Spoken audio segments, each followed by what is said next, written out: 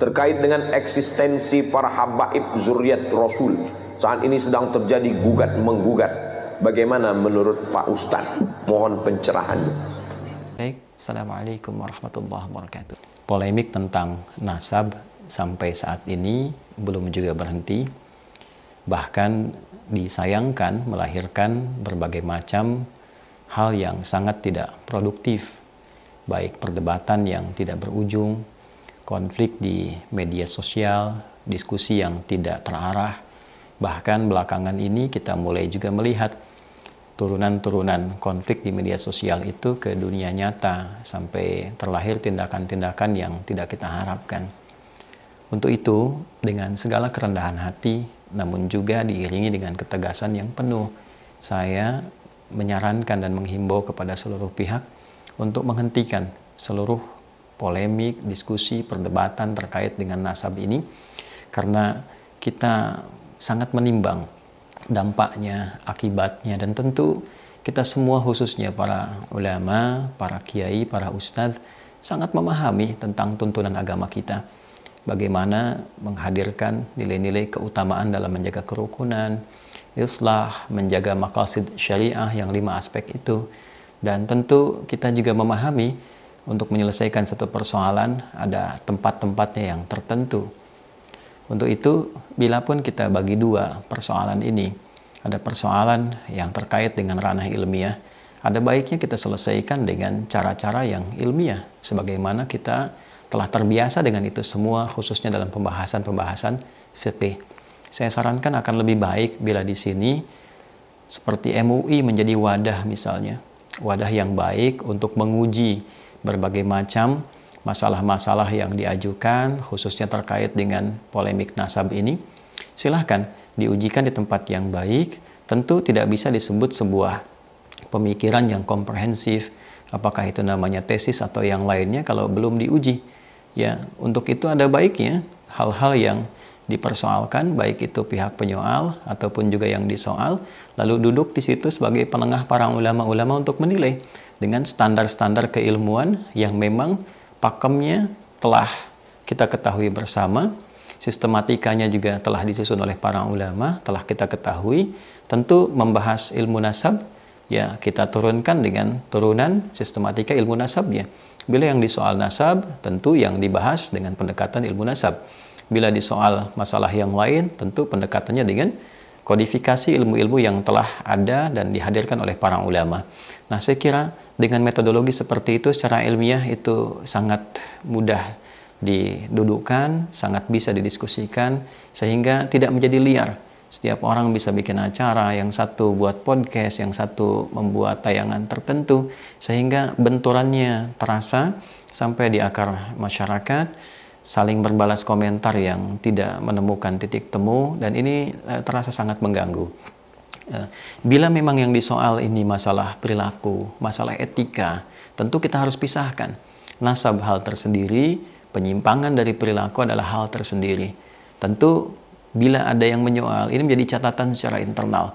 Pihak yang tersoal dari kalangan-kalangan tertentu ada baiknya mendata dengan bukti-bukti yang ada, video-video atau laporan-laporan, menjadi satu perbaikan internal yang sangat disyukuri. Lantas kemudian dilakukan semacam perbaikan-perbaikan secara internal, memberi pengingat, ya, meluruskan berbagai hal yang disampaikan dengan bukti-bukti yang nyata bahwa itu adalah sebuah pelanggaran atau sebuah penyimpangan, dan ditampilkan narasi-narasi yang baik, ya, dari sisi internal itu, sehingga memberikan keteduhan. Jika penyimpangan itu merupakan tindakan penyimpangan hukum, ya kita memiliki skema hukum tertentu yang berlaku di Negara Kesatuan Republik Indonesia. Jadi saya kira kita pisahkan antara soalan dalam tanda petik ilmiah atau argumentasi tertentu, ya, sehingga bisa menjadi argumen, tidak menjadi sentimen. Ini problem utamanya. Kemudian yang kedua, masalah perilaku kita pisahkan. Jadi jangan karena persoalan perilakunya lalu yang ingin dihancurkan misalnya nasabnya, na'udzubillah min dzalik. Itu kan persoalan. Ya, kalaupun ini menjadi satu bahan kajian, maka tempatkan di ranah ilmiah dengan cara yang benar. Yang kita khawatirkan adalah dua hal. Yang pertama, ini bagi masyarakat awam juga perlu diketahui. Dalam pandangan Islam, nasab ini persoalan yang sangat sensitif. mau kita melakukan pendekatan dengan hadis riwayat Al-Bukhari dan Muslim yang tersambung pada sahabat Abu Dzar Al-Ghifari, saking sensitifnya Nabi memberikan pengingat. Jika nasab yang benar itu kemudian sengaja diputus, maka resikonya adalah kufur. Ma min rajulin idda'a, tidaklah seorang lelaki mengaku li ghairi abihi, kepada menasabkan sesuatu kepada yang bukan dari bapaknya, jalur nasabnya, fahuwa kufrun, maka dihukumi dengan kufur. Ya, jadi kalau ada seseorang yang dengan pandangan tertentu mencoba memutus nasab seseorang yang sudah valid, tercatat, terbukti, dan ternyata nasab itu benar, kemudian mencoba untuk diputus, maka resikonya kufur. Ini kan masalah. Nah, kemudian juga dalam hal yang sama, ketika ada seseorang menisbatkan yang bukan kepada nasabnya, maka falyatabawwa maq'adahu minan nar. Kalau seseorang mengaku-ngaku bagian dari nasab yang bukan nasabnya, maka tempatnya juga di neraka. Nah, oleh karena itu ini persoalan yang tidak mudah. Ya, jadi jangan ditarik ke ranah kalangan masyarakat awam. Selesaikan di ranah ilmiah, ada pengujinya, ada hakimnya, ada bukti-buktinya, ada sistematikanya, sehingga tidak nanti banyak orang terjebak pada satu masalah yang ini jadi problem kemudian hari saat kembali kepada Allah Subhanahu wa taala. Siapa yang akan bertanggung jawab kalau tiba-tiba ada orang mencaci maki nasab tertentu, kemudian tidak seperti kenyataannya, dan dia menghukumi terputus, lalu terkena kemudian dengan ancaman hadis ini? Yang bertanggung jawab siapa? Kan jadi masalah. Nah, jadi nasab itu sangat sensitif. Dinisbatkan kepada yang bukan dari turunannya masalah, mengaku-ngaku bermasalah, berbangga-bangga juga masalah.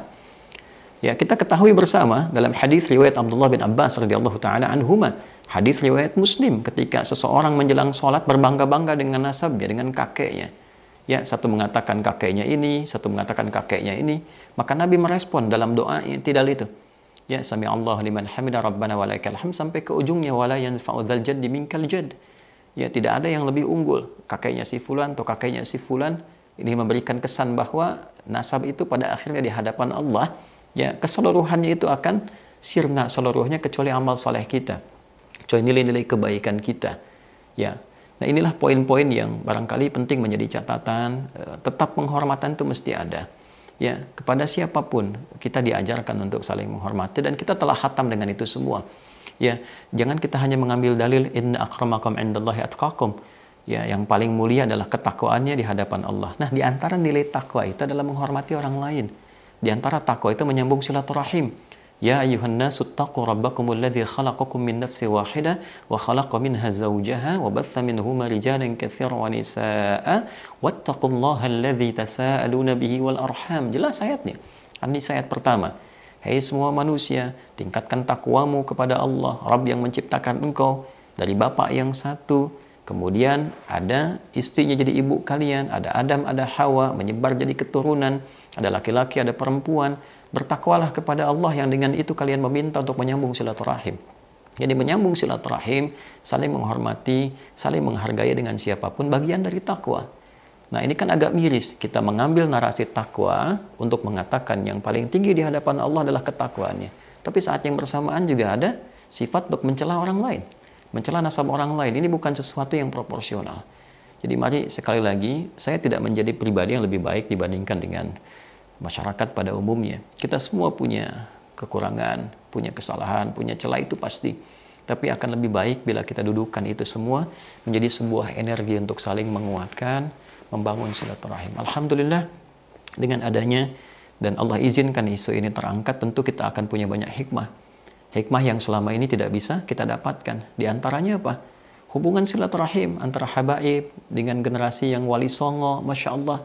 Dua-duanya adalah generasi mulia, kontribusinya tinggi ya dalam konteks kehidupan berbangsa, bernegara. Ini saatnya bersatu, kemudian membangun tali ukhuwah yang kuat, bersinergi membangun bangsa ya dalam situasi global yang tidak mudah saat ini. Tantangannya banyak, masyarakat banyak masalah, ya banyak persoalan, persoalan lapar, persoalan moral. Nah, kalau sekarang pertikaiannya ada di unsur-unsur yang setidaknya harusnya menjadi teladan, kan jadi masalah yang sangat repot.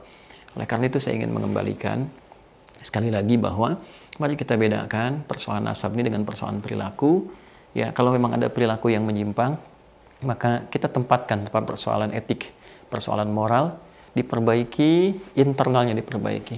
Bila ada masukan kepada habaib dan ini nyata, ada pembuktiannya, dengan segala kerendahan hati, diperbaiki di internal habaibnya. Bila memang ada penyimpangan terkait hukum, diproses seperti Nabi mengajarkannya. Bila memang yang umumnya juga berlaku yang tidak baik, diperbaiki, lalu kita sambungkan jadi islah untuk saling menyatu dalam kebaikan. Bila persoalannya terkait dengan nasab, ada soalan tertentu, maka kembali lagi, tempatkan di ruang waktu yang tepat. Di ruang yang tepat, di waktu yang tepat. Karena itu saya kira ini dengan segala hormat ya, pada isu-isu kemasyarakatan ini, MUI ini tidak boleh menjadi satu figur tunggal pada personal-personal, harus jadi figur lembaga. Ya, saya kira sebagai satu lembaga ini kami memberikan dorongan yang kuat pada isu-isu yang dirasakan sudah meresahkan, ya berpotensi konflik di masyarakat. Ada baiknya untuk bisa memanggil itu, menempatkan, membuat sebuah tim khusus untuk menjadi penilai, ya, dan didudukan untuk bisa didiskusikan dengan cara yang baik, dengan sistematika yang benar.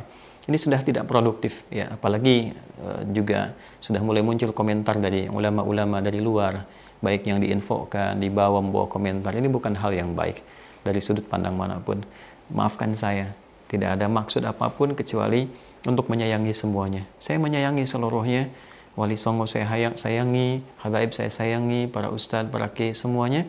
Bahkan bukan hanya orang Islam, non-Muslim pun, semua masyarakat Indonesia khususnya, dalam satu kesatuan negara tercinta. Sebentar lagi kita akan merasakan dan menikmati nikmat kemerdekaan. Mari kita isi nikmatnya dengan nikmat kerukunan.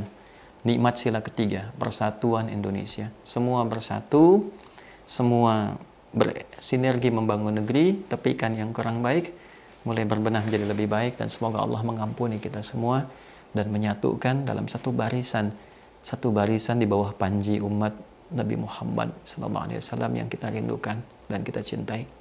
Maafkan saya, semoga berkenan, adi hidayat. Astagfirullah wa natubu ilaik. Assalamualaikum warahmatullahi wabarakatuh.